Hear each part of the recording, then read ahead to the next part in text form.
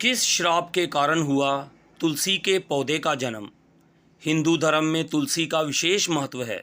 शास्त्रों के अनुसार तुलसी के पौधे में माँ लक्ष्मी का वास होता है और भगवान विष्णु को तुलसी अति प्रिय है।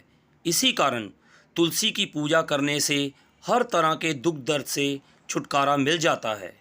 इसके साथ ही जिस घर में तुलसी का पौधा होता है वहाँ पर कभी भी वास्तु दोष नहीं होता है। सुख समृद्धि के लिए तुलसी की पत्तियाँ एवं डंडी का आपने खूब इस्तेमाल किया होगा, लेकिन क्या आप जानते हैं कि तुलसी में लगी मंजरी को तुरंत हटा देना चाहिए। इससे तुलसी माता के सिर का भार कम होता है। पौराणिक कथा के अनुसार एक बार माँ लक्ष्मी, माँ सरस्वती और माँ गंगा के बीच किसी बात को लेकर बहस हो जाती है और ये बहस इतनी ज़्यादा बढ़ जाती है कि वह एक दूसरे को शाप दे देती हैं। गंगा माँ ने माता लक्ष्मी से कहा कि तुमने मुझे नदी का वेग बनाया है, तो मैं तुम्हें श्राप देती हूँ कि तुम एक पौधा बन जाओ, जो वृंदा बनकर बाद में तुलसी का पौधा बनी। तभी वहाँ माँ पार्वती आ जाती हैं और कहती हैं कि आखिर आप लोग एक दूसरे से क्यों लड़ रहे हो। माँ गंगा कहती है कि लक्ष्मी मेरे ऊपर हंसी है, इसीलिए मैंने श्राप दे दिया। इस बात पर माँ पार्वती कहती हैं कि आप लोगों ने गुस्से में एक दूसरे को श्राप दे दिया, लेकिन क्या आपको इस बात का अनुमान है कि श्राप के कारण कितना कष्ट झेलना पड़ता है। माँ पार्वती कहती हैं कि 84 लाख योनियों में से 20 लाख योनियाँ वृक्ष और पौधों की हैं। तो लक्ष्मी आप बताएं कि एक बार पौधे के रूप में धरती में जाने के बाद आपको वृक्ष या पौधे के रूप में किस किस योनि पर रहना पड़ेगा। माँ लक्ष्मी को अपनी भूल का पछतावा हुआ और उन्होंने माँ पार्वती से सहायता मांगी और कहा कि क्या कुछ ऐसा हो सकता है कि 20 लाख योनियों में से एक बार में ही मैं मुक्त हो जाऊं। ऐसे में माँ पार्वती ने कहा कि इस शाप का हल मेरे पास तो नहीं है, लेकिन इसका हल महादेव ही बता सकते हैं। महादेव ही हैं जो हर तरह की योनि से छुटकारा दिला सकते हैं। तब माँ पार्वती ने भोलेनाथ से कहा कि कोई ऐसा उपाय बताइए प्रभु कि लक्ष्मी तुलसी पौधे के बाद किसी अन्य योनि का दुख ना भोगे। तब महादेव ने इस उपाय को बताया कि कार्तिक माह में लक्ष्मी जी तुलसी क्यारे के रूप में प्रकट हुई। कहा जाता है कि द्वादशी तिथि के दिन तुलसी के पौधे में लगी मंजरी को तोड़कर शालीग्राम को अर्पित कर दें। ऐसा करने से माँ लक्ष्मी को पौधे की योनि से मुक्ति मिल जाती है और वह किसी अन्य पेड़ पौधे की योनि में नहीं जाती हैं और मोक्ष पा लेती हैं।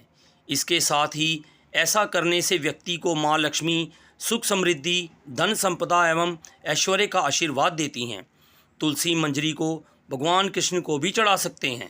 ऐसा करने से माँ लक्ष्मी के साथ भगवान कृष्ण भी प्रसन्न होते हैं। तुलसी के पौधे को बहुत पवित्र माना जाता है। मान्यता है कि तुलसी के पौधे में माँ लक्ष्मी का वास होता है। जिस घर में तुलसी का पौधा होता है वहाँ माँ लक्ष्मी और भगवान विष्णु की कृपा दृष्टि बनी रहती है।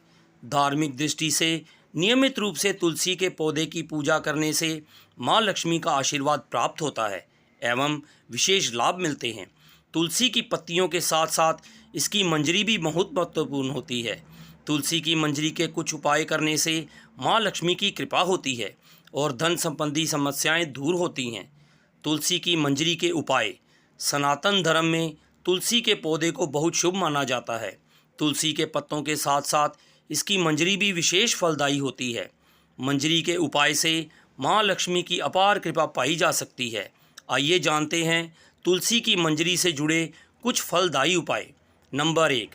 वैसे तो भोलेनाथ को तुलसी अर्पित करना वर्जित माना जाता है, लेकिन इसकी मंजरी शिवजी को चढ़ाने से आर्थिक संकट दूर होता है। भगवान शिव को तुलसी की मंजरी चढ़ाने से धन लाभ होता है। नंबर 2। पुराणों के अनुसार भगवान विष्णु को तुलसी बेहद प्रिय है। मान्यताओं के अनुसार भगवान विष्णु को मंजरी अर्पित करने से मोक्ष मिलता है और व्यक्ति को जन्म जन्मांतरों के पापों से मुक्ति मिल जाती है। नंबर 3। खर्चों से परेशान रहते हैं तो गंगा जल में तुलसी की मंजरी मिलाकर उस जल को पूरे घर में छिड़कें। ध्यान रखें कि मंजरी के दाने गलती से भी पैरों के नीचे ना आएं। इस उपाय से घर की नकारात्मकता दूर होती है और धन की हानि रुक जाती है। नंबर 4।